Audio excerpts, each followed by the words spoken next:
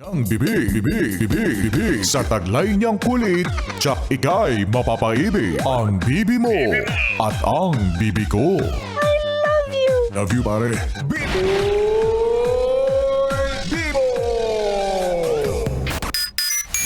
Yes, friend! 101.1 Yes FM. At kasama mo na ang bibi mo sa radyo, DJ B-Boy Bibo!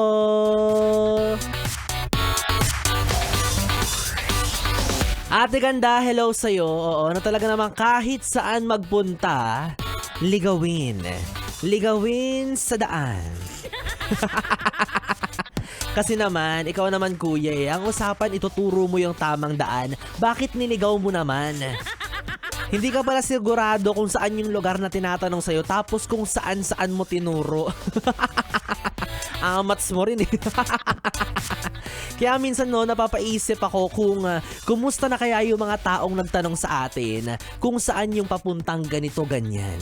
O, di ba? Nakarating nga ba sila sa dapat nilang puntahan? Yan ang di natin alam. Pero sa panahon naman ngayon, di ba? Meron ng Google Maps na tinatawag, meron ng Waze, meron ng ano pa ba? Basta kung ano man yan. 'Di ba? Sarili mo na lang talaga yung kalaban mo kung hindi mo alam yung kanan at kaliwa. Oo, pero one time narinig ko sabi ng navigator sa cellphone, kumanan sa kaliwa. Paano 'yun? O hindi naman kaya, o 'di ba sabi ng matatanda, kapag ganyang naliligaw ka, kapag hindi mo na alam kung saan ka pupunta, baliktarin mo lang daw yung damit mo. Ay, totoo ba 'yun? O, diba ako, di bali nang maligaw ako, wag lang ako magmukhang tanga sa kalsada. Ayoko naman naglalakad ako na baliktad yung damit ko. Kainis. Kaya nga sabi rin nila, diba kapag hindi ka sigurado kung saan yung lugar na pupuntahan mo, dapat lagi mo daw isama si Magta.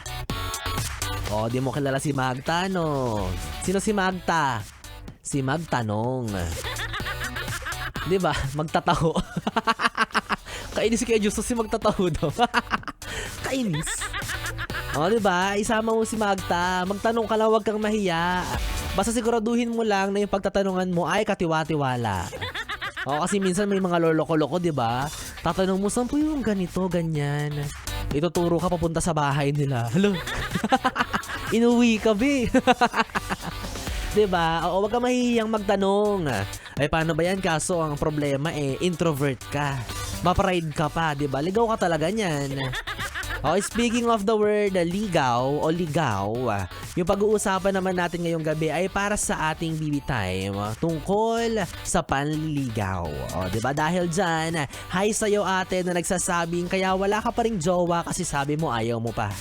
Pero ang totoo, wala naman talaga nang liligaw sa'yo. Ay nako, wala rin naman kasing diba, sa panahon ngayon, yung seryoso at totoong nangliligaw. Yung talagang ma-effort. Diba? Hoy kuya, mag-effort ka naman. Galingan mo naman sa panliligaw. Hindi sapat yung pinupusuan mo yung mga my day niya. Binabati mo siya ng good morning sa umaga. O hindi naman kaya tatanungin mo kung kumain na ba siya. Hindi ganun yung effort. Diba kuya driver? Diba kuya CQ? Hindi ganun manligaw. Alam mo kung paano? Secret. Toothbrush ka muna.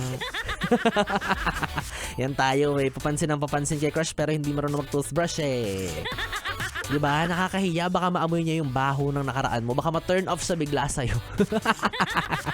Wala na guys, baby. Kapiling mo na ako. DJ B-Boy Bibo, ang DJ na single. Ready to mingle. Basta, walang label. Paborito mong katabi mula alas 9 hanggang alas 12 para sa ating BB Time. Dito pa rin at dito ka lang. So, 101.1 Yes FM. 101.1